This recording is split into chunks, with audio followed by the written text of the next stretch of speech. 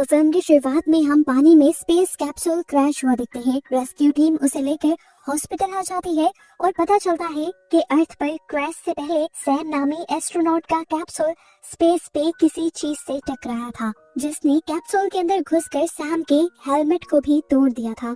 ये कोई मेट्रॉइड हो सकता था या कोई एलियन भी, पर सैम को कुछ याद नहीं था। उसे होश में आते ही चक्कर आ रहे थे, उल्टियां भी आ रही थी और वो हवा में उड़ती चीजों को देख रही थी। डॉक्टर बताते हैं कि ये स्पेस टूर के साइड इफेक्ट है और सब नॉर्मल है। उसके हाथ पांव पर चोट आई थी जो जल्द ही रिकवर हो जाती, पर उससे पहले सैम को क्वारंटीन रहना था जब तक के उन पार्टिकल्स की टेस्ट रिपोर्ट ना मिल जाए जो सैम के सूट और कैप्सूल से मिले थे। एस्ट्रोनॉट्स और साइंटिस्ट जानना चाहते थे क्या उन पार्टिकल्स में किसी किस्म का वायरस तो नहीं था जो सैम के जरिए दुनिया में आ गया। सैम के भी बहुत सारे टेस्ट होते हैं और इतने अरसे बाद स्पेस से वापस आने पर सैम अपनी फैमिली को गले भी नहीं लगा पाती। दिन गुजरते हैं और सैम को उसके मेजर डैड की कस्टडी में एक सेफ हाउस भेज दिया जाता है, जहां मीडिया और प्रेस की नजरों से दूर वो अपनी रिकवरी पर ध्यान दे सके। मिशेल, उसकी असिस्टेंट, उसे बताती है कि कई दिन तक आपको अजीब चीजों का सामना हो सकता है, जैसे हेलुसिनेशंस, सर में दर्द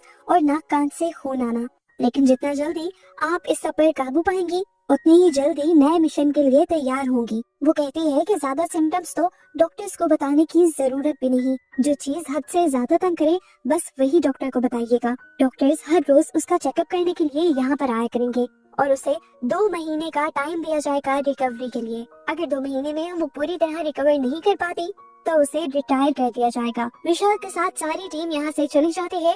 सैम अकेले ही घर पर रह जाती है और सैम नोटिस करती है कि अब उसे बहुत ही ज्यादा सर में दर्द हो रहा था। उसने चेक किया, उसे फीवर भी नहीं था, ब्लड प्रेशर भी उसका नॉर्मल था, बस उसका हाथ का जख्म काला पड़ने लगा था। यहाँ पर वो अपना घर सेट करने लग जाती है, पर अचानक उसके नाक से खून भी निकलने लग जाता है, पर वो जानती थी कि ये सब नॉर्मल है। इस टाइम पर उसे उसकी कोवर्कर और फ्रेंड की भी कॉल आ जाती है। ये दोनों जब बातें कर रही थी तो सैम काफी देर तक चुप हुए खिड़की से बाहर देखती रही। काफी देर तक उसकी फ्रेंड उसे बुलाती रही। अचानक सैम होश में आई और उसने बताया कि मुझे खिड़की के बाहर कुछ नजर आ रहा था, पर मैं समझ नहीं पाई कि वो क्या है। ये सुनकर सैम की फ्रेंड उससे कहती है, तुम्हें ऐसी चीजें डॉक्टर से छुपानी होगी, नहीं तो डॉक्टर्स तुम्हें रिकवर नहीं बताएंगे। सब लोगों को लग रहा था कि ये हेलुसिनेशंस है जो स्पेस टूर के बाद नॉर्मल होते हैं, लेकिन हमें दिखाया जाता है कि सच में बैकयार्ड में कोई था जिसका शेडो हमें भी हल्का सा ही दिखाया गया। कॉल बंद हो जाती है और तभी सैम को अपने घर में से बहुत ही अजीब आवाजें सुनाई देती है। यहाँ की लाइट्स फ्लिकर करने लग जाती है और सैम जब बैकयार्ड की तरफ जाती है तो देखती है कि बैकयार्ड का दरवाजा खुला हुआ था। बैकयार्ड से अंदर आने वाले दरवाजे के पास मिट्टी और बारिश का पानी था और यहाँ का फर्नीचर भी गिरा हुआ था। वो बैकयार्ड से बाहर निकली तो उसे जंगल में दोबारा किसी का शेडो दिखाई दिया। वो डर गई। उसने एक पत्थर उठाकर उस तरफ फेंका जहाँ पर उसे शेडो दिखाई दिया था, पर अब वहाँ कुछ भी नहीं था। एकदम से उसे जोर से किसी के चिल्लाने की आवाज आती है। ये आवाज इतनी तेज थी कि उसके कान फटने लगे। वो वहीं नीचे बैठ गई और उसे अब अजीबोगरीब विजन्स आने लगे। विजन में वो देखती है कि रात का वक्त है, एक क्रैश साइट है और वो किसी चीज से बचकर भाग रही है। इसके बाद सीन कट होता है और हम देखते हैं कि सैम बेड पर थी।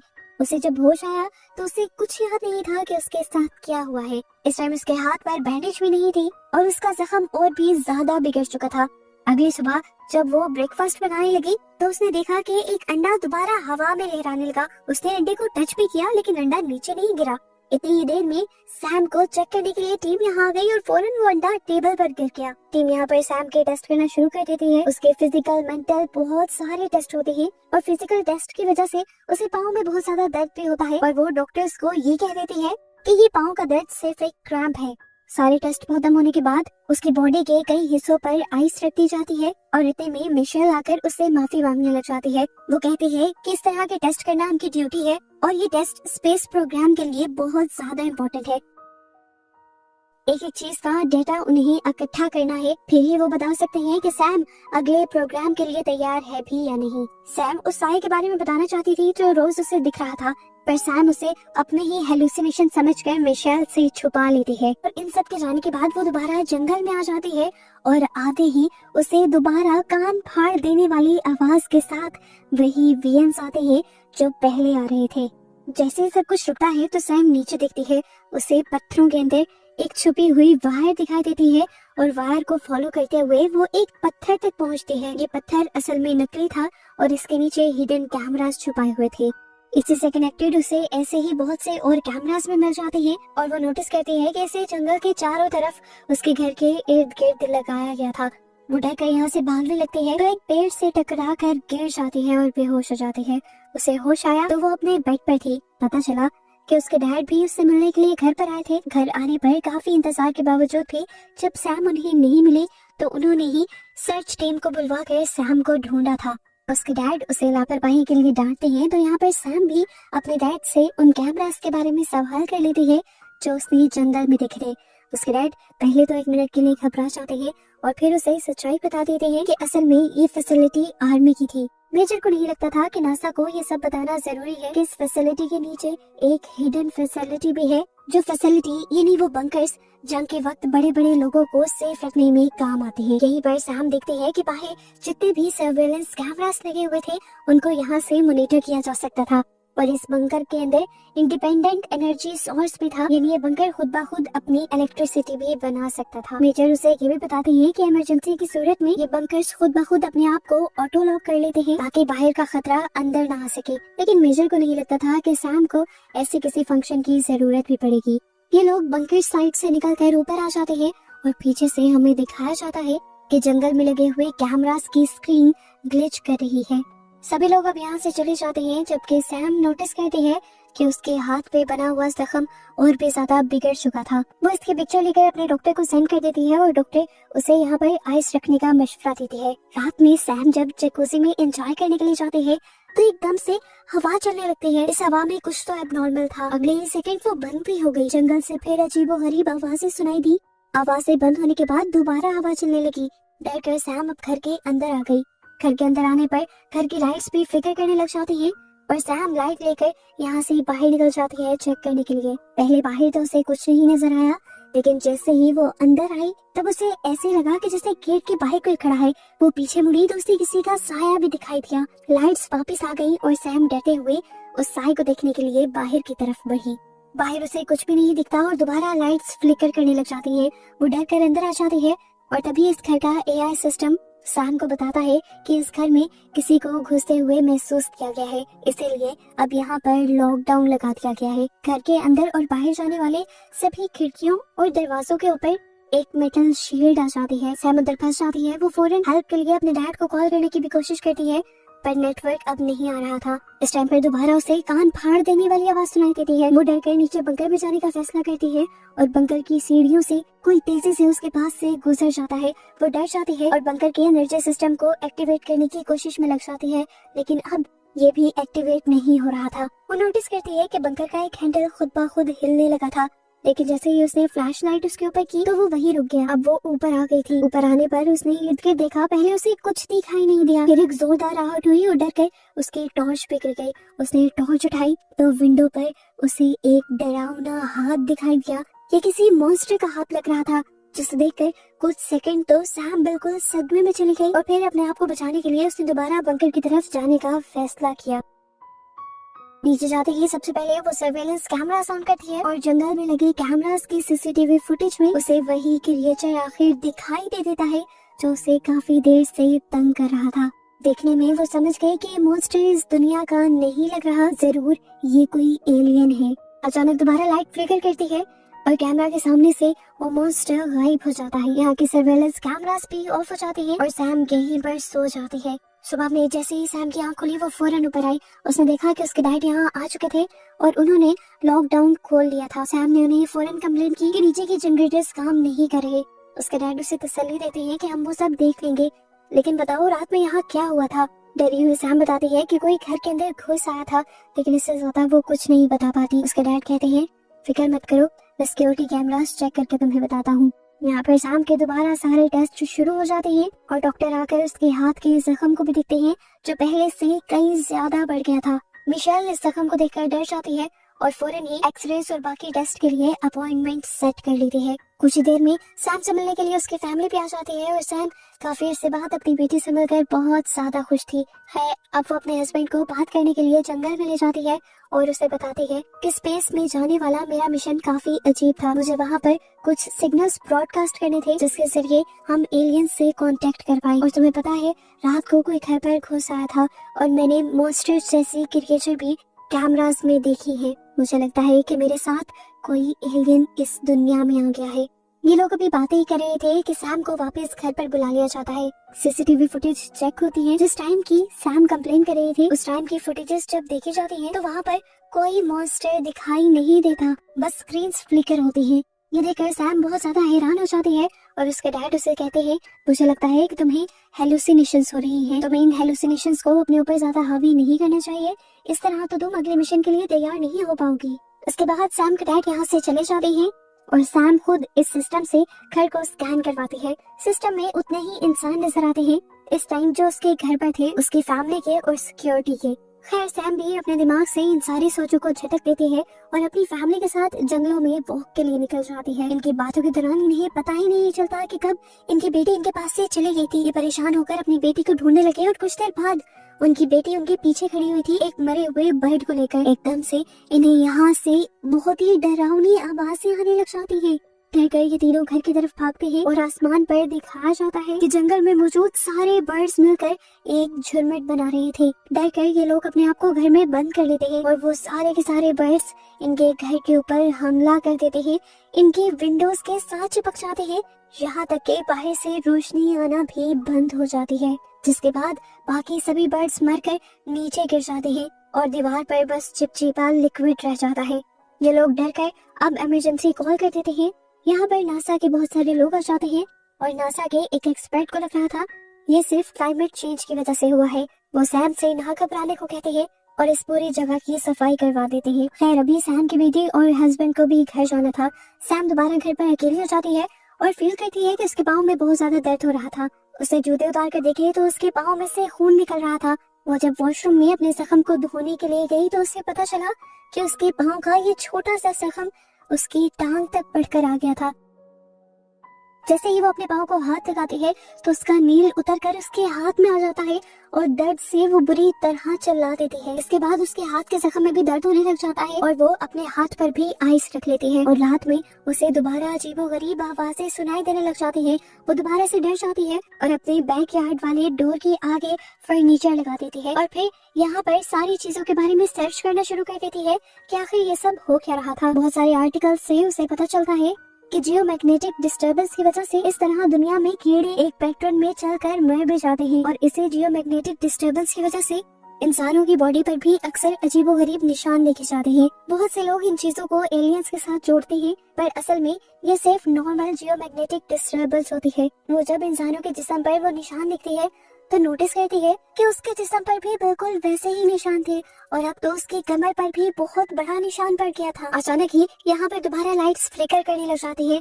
उसे महसूस होता है कि अब उसके घर के बाहर कोई है। वो इमरजेंसी अलार्म्स बजा देती है और फौरन नीचे बंकर्स की तरफ भाग जाती है। वो कॉल करके अपनी मदद बुलाने की कोशिश ही कर रही थी कि एकदम से यहाँ पर लॉकडाउन होना शुरू हो जाता है और एआई वॉइस बताती है कि किसी ने दोबारा उसके इस घर में घुसने की कोशिश की है। यहाँ पर सैम जिस टाइम बंकर के पास जा रही थी उसे दोबारा वही डरावनी आवाज सुनाई देती है। कमर में उसके दर्द होता है और एकदम से वो सीढ़ियों से नीचे भी गिर जाती है।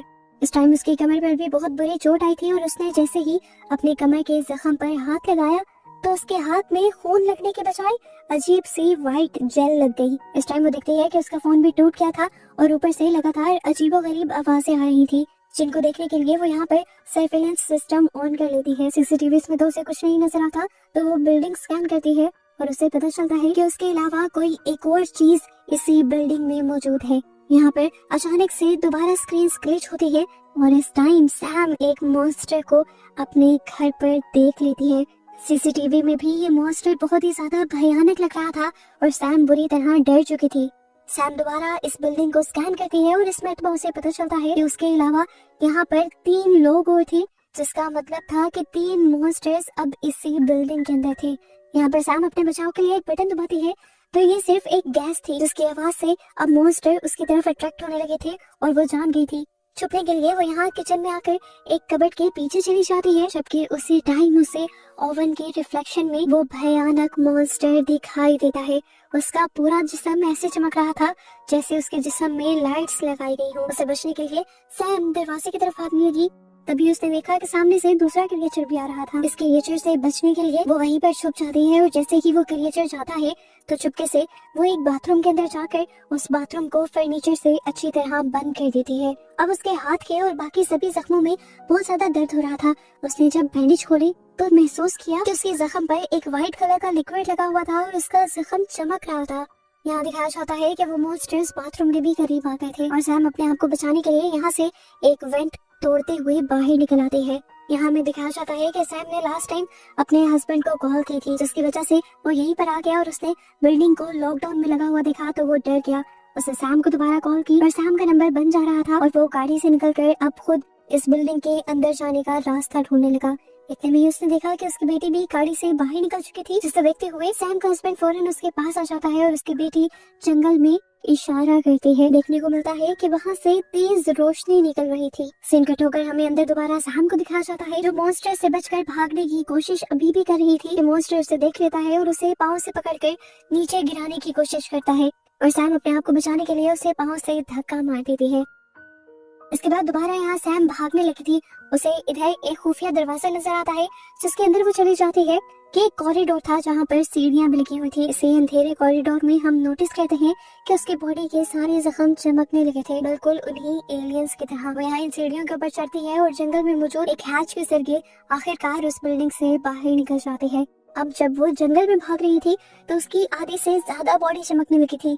उसे खौफनाक कान फाड़ देने वाली आवाजें इतनी ज्यादा आ रही होती है कि उससे सुनना भी मुश्किल हो जाता है। लेकिन इसी जंगल में जहाँ उसके हस्बैंड भी उसे आवाजें दे रहा था, ये सारी आवाजें सैम को सुनाई नहीं देती। यहाँ पर दिखाया जाता है कि सैम के डैड भी अपनी पूरी आर्मी को लिए यहाँ पर पहुँच जाते हैं और आर्मी को वार्न भी करते हैं कि वो यहाँ पर एक बहुत ही होशियार चीज से लड़ने वाले हैं। सैम के डैड बिल्डिंग का लॉकडाउन खोलकर बिल्डिंग के अंदर जाती हैं तो अंदर हर चीज तहस नहस थी और सैम कहीं पर भी नहीं थी। दूसरी तरफ सीन कट होकर दोबारा हम सैम को देखते हैं जो जंगल में भागती जा रही थी और अब उसे उन मॉन्स्टर्स की आवाजें अपने बहुत करीब से आ रही थी। आखिरकार वो थक जाती है, उससे भागा नहीं जा रहा होता, तब वो मॉन्स्टर से माफी मांगने लग जाती है। इस टाइम पर वो क्रिएचर उसके सामने आ जाता है और पहली मर्तबा हम भी उस क्रिएचर को पूरी तरह देख पाते हैं।